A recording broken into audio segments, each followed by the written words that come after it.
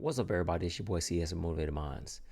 It's been about 2 weeks since I last posted a video with me and my son in the kitchen talking. And the conversation pretty much started with a post that he had saw that I was talking about Abraham Lincoln and his words as far as, freeing the slaves. So what I'm about to do is I'm going to post some more of that conversation because it was a long conversation and I had to just break it up into different parts because if not, it would have been about 30 minutes long. So y'all are going to see the second part of that conversation. So hey, y'all check this out. So essentially desegregated. Like still, like he had a choice. Right, but see, and that's what you got to remember about, even though this is way after him, but that's how, if you think about it, that's how you got a lot of the Jim Crow laws. And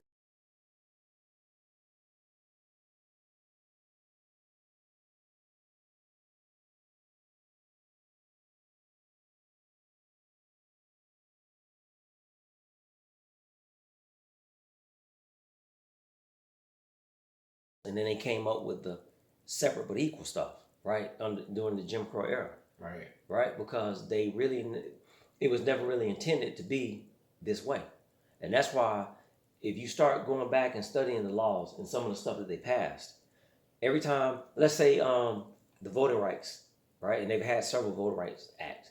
Mm-hmm. So yeah, when they passed something as simple as voting, something else was put into place to circumvent the laws that they had just passed. Like convicts can't vote and everything too. Oh yeah, that's something else, right? But poll taxes, literacy tests, and all kinds of other stuff, right? So there's always something put into place or was put into place to circumvent the laws because it was never intended for it to be this way. You can even look at like the banks and the unfair lending practices. And then when you start getting into like redlining, all those stuff too. That's what I was about to say. Redlining.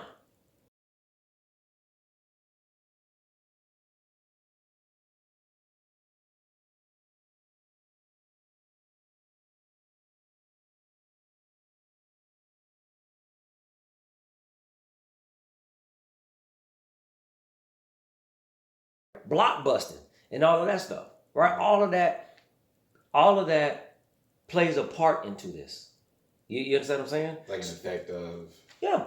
So people oftentimes out there aren't crying wolf and crying racism just because they feel like it, right? It's because it still is. It's because it exists. Yeah. So like, do you remember when we lived in Augusta? You remember that when I stationed on Fort Gordon? No, I remember that. Okay, so check this out. You probably don't remember the house that we had. A little bit. Okay. But not really. So, before we got that house, we was dealing with a realtor. So the realtor showed us all houses on that side of town, right? Not on this side, on that side, right? Around all us is where they were only showing us houses at. Right. Right? So, what was said was, wait a minute.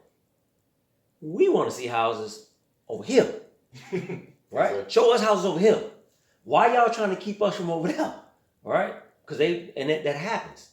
You understand what I'm saying? I saw something like this on Twitter too. It happens, right? So that is a process that is called steering, right? So if you go in to buy a house, they're gonna push you over here, depending on what realtor you have. Right. They call that steering. Redlining. They would outline all black areas in red, right? And they push them jokers right over there. That happens. And that's how you get projects and all that stuff too. Well, projects is a whole nother thing because that was a government creation, right? So just like if you go and look at the word ghetto, right? We say it now. You ghetto. Ghetto is an Italian word, and it describes where the Jews lived. Right? That's where it comes. Go study it. Don't take my word for it. Go study it. A lot of times jokers just be talking. Because they go off of what somebody told them. Right. Not off of what they researched. Right? That's why all them books is down there. All them books. I got all them books down there talks about all kinds of stuff. Medical apartheid. A lot of the stuff still goes on as well too. Yeah, that goes on today too. just like the Tuskegee syphilis experiment. I heard about that too. I got a book about the school to prison pipeline. I got two of them actually. One deals with boys, another one deals with girls. I got books on it. I read that stuff. People are so opposed to critical race theory, and people don't have a clue what critical race theory really is. Yeah, that's been like pretty much the big talks about. Right. They're taking it out of schools and everything. Right, but they don't have. People have no clue what it is. Right. So this is what I say. This is what like people like your grandma and your granddaddy, them, right? Your granddaddy Willie, all them folks. A lot of them people were there and they lived through that, right? Firsthand.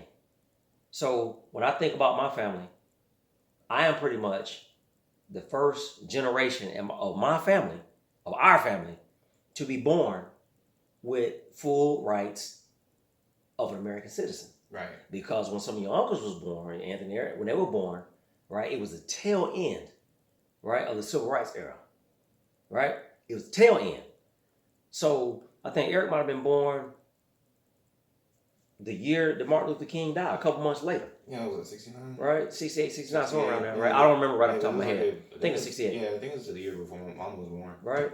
So what I'm saying is, I was born with the full rights of an American citizen. Right. Because even in, like, people don't know this, some of the schools in Jacksonville, I wasn't born yet, but even in 1970, I wasn't born, but some of the schools were still segregated.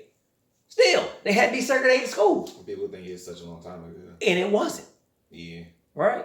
So what I tell people is, when all of those people, and some of us still have brothers and sisters that was born during that time, when all those people are gone, guess what they can do? They can change the history books. Because there's nobody left that has a first-hand account of all that stuff. They're kind of doing it now. Yeah, they trying to, but you still have people alive that's able to fight this stuff, right? So for me, that's why I educate myself on this stuff.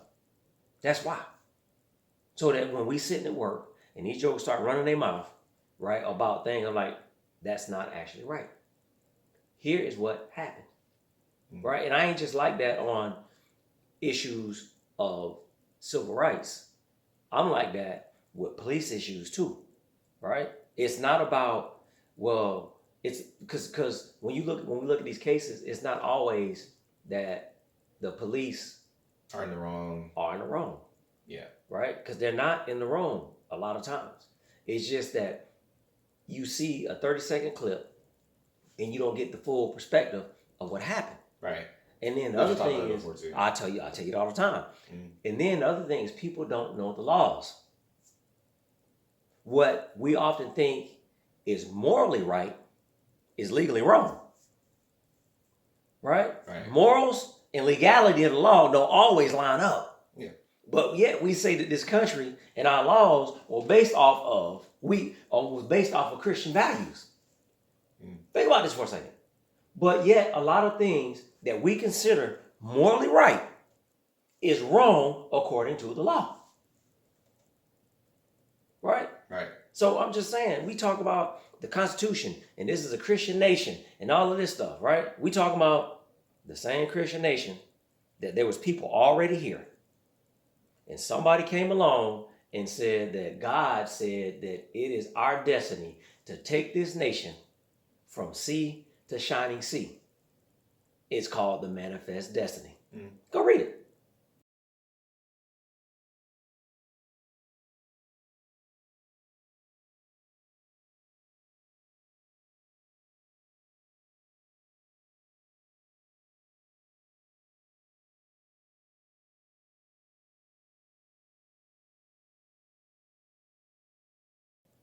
Right? Yes, sir. So, again, people who say, well, we have Christian values, right? Were the same people that forced the Native Americans off their land. And when they was moving them, they gave them blankets that was infected with a smallpox virus. Yes, sir. Right? But we got Christian values, though.